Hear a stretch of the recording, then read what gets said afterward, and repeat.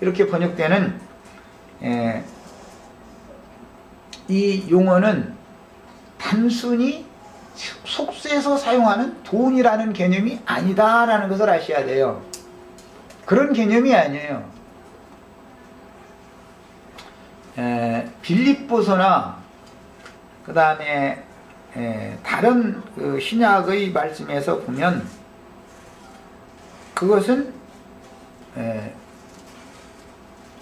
여러 가지의 용도로 사용하는 이제 헌금을 이제 드리게 된대. 성도들이 신앙생활 하다 보면은 그것은 거기서 번역을 할 때는 너희 복이 풍성하게 하려 함이라, 복이라고 번역을 했습니다.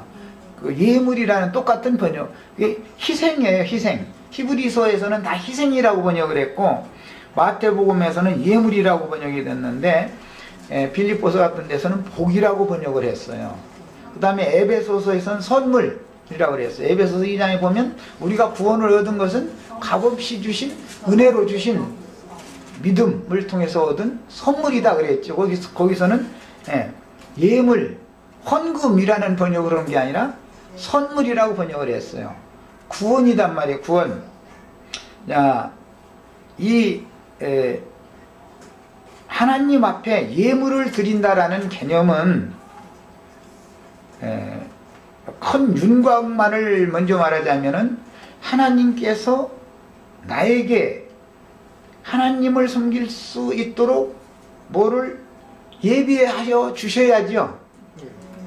아브라함이 예를 들어서 단을 쌀 때 이삭을 바치기 전까지는 이사하는 곳마다 단을 쌌습니다. 제단을 쌓으면 반드시 삼축을 태워서 드리고 하기 마련이죠.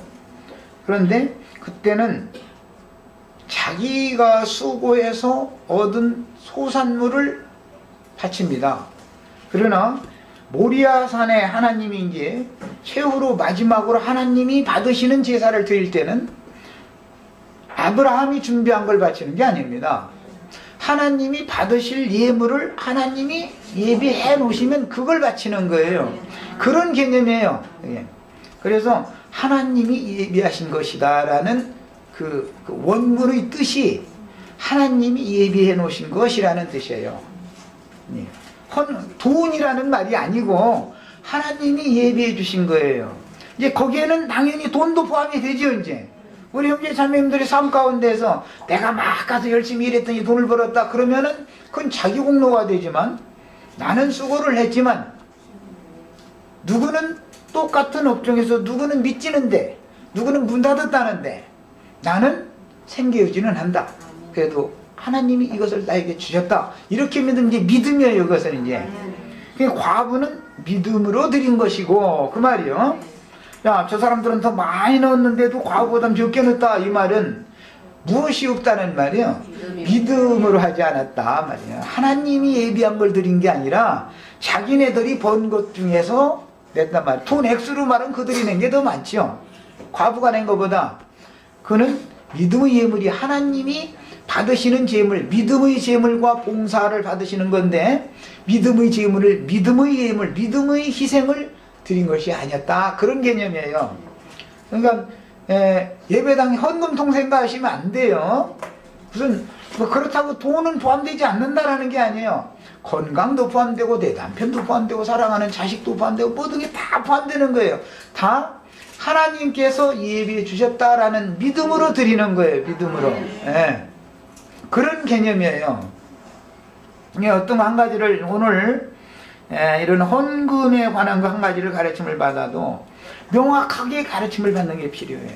그냥 우리도 지금 저기 이제 그 헌금 그 계좌를 이렇게 마련해 놓고 있는데, 그거는 무슨 여기서 누구 뭐 어떤 사람 유익을 보고 누구는 뭐 내고 그러려는 개념이 아니고, 사무실을 운영하려면 경비도 내야 되고 뭐 여러 가지가 필요하니까, 집기도 사야 되고 종이도 사야 되고 뭐 여러 가지가 필요하니까 생활에 필요한 것을 위해서 그걸 하는 것이지, 예배당과 같은 개념으로 우리는 저기다 돈통 갖다 놓은 게 아니에요.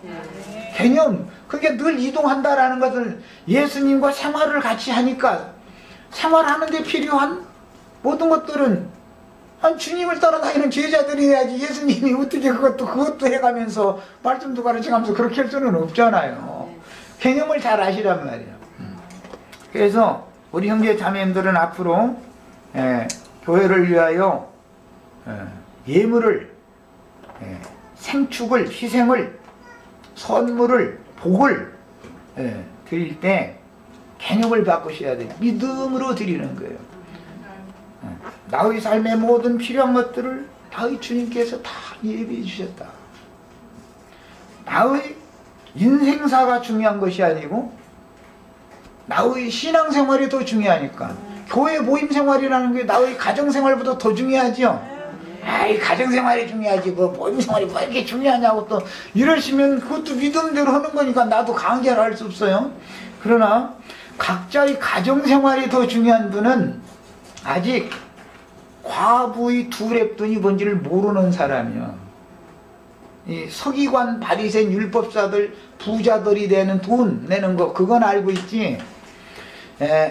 우리들이 육신의 생활을 하기 위한 가정생활을 하는 게 무척 중요합니다. 그렇지만 근원적인 영적 생명, 신앙 양심, 나에게 생명의 원천이 되는 양심을 지어주신 그 하나님께서 나의 양심과 마음의 생각을 생애가 끝나는 날까지 견고하게 붙들어 주시고 지켜주시고 나의 마음을 흔들림 없게 해주시고 하나님만 향하게 하시고 하는 이것이 목적이, 이것이 우선이 되어지고 나서 가정생활도 잘해야 되고 세사생활도 잘해야 되고 모든 걸 다 성실하게 잘해야 돼요. 어떤 걸 소홀히 해라는 말이 아니라. 그러나 먼저 구할 것, 가장 중요한 것을 알아야 된단 말이야. 뭐가 중요한지도 몰라가면서 신앙생활하고 왔다 갔다 해가지고는 그 사람 신앙생활 백날 하면 뭐래요. 무슨 영적 진보가 있겠습니까? 그래서 가정생활보다도 우선은 나의 삶에 필요한 모든 것을 주실 때 나의 근원적인 생명의 필요를 위하여 사무실의 운영 경비라든지 사무실에서 필요한 어떤 거라든지 나와 같이 모임생활을 했던 형제들 중에는 다양한 계층, 다양한 사람들이 모이기 때문에 말을 못해서 그러지 지금 말도 못하는 곤경에 처해 있는데 그 사람을 위해서라든지 어쨌든 나에게 다 하나님이 주신 것을, 하나님이 예비한 것을 갖다가 믿음으로 드리는 거예요.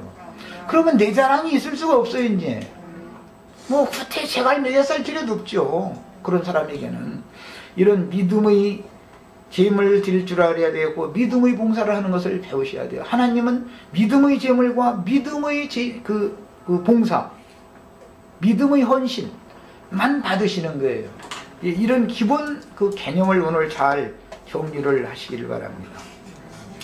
내가 할 얘기는 이제 다 했습니다. 그리고 성경 읽을 때는 그 용어를 잘 아셔야 되는데 과부와 이혼녀에 대한 이야기가 나오는데 과부와 이혼녀는 다르죠. 이혼을 한 여자와 과부는 다릅니다. 과부는 남편이 죽은 경우고 이혼녀는 남편이 살아있는데 헤어졌다라는 뜻이기 때문에 전혀 다른 거예요. 그 다음에 성경에서는 아내라는 말이 나오고 본처라는 말이 나오죠. 우리 이제 이 동해 조강지처라고 이제 하는데 처음에 하나님께서 나에게 배필로 하나님이 예비해 놓으셨다가 짝지어 주신 아내를 일러서 본처라고 그러죠. 세상 사람들도 본처를 무시하고 본처의 눈에서 눈물을 흘리게 하면 죄 받는다고 세상 사람들도 다 그런 말 다 하지요. 그건 왜? 그것은 창조자가 조물주가 신께서 짝을 맺어준 것이니까 신의 뜻을 거슬리면 그 죄를 받는다 이제 그런 뜻이잖아요. 성경을 모르지만 세상 사람들도 그런 걸 압니다. 이치적으로. 그리고 우리나라에서는 그 조강지처라는 말이 있는데 조강지처라는 말은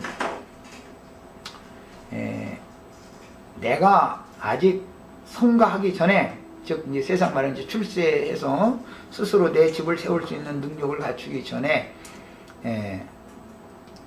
하나님이 짝지어 주신 그 배필은 모든 어려움들을 같이 겪은 아내, 이게 그 나의 몸이다 그런 뜻이죠. 그래서 뭐 그 문자대로 자면 피줄을 먹을 때 같이 그 고비를 넘겨줬던 그런 아내다. 그게 아내가 이제 은인이다라는 뜻으로 조광지처라고 그러죠. 그래서 조광지처를 버리는 배랑 맞는다. 이제 이러잖아요. 조광지처를 버리는 배랑 맞는다.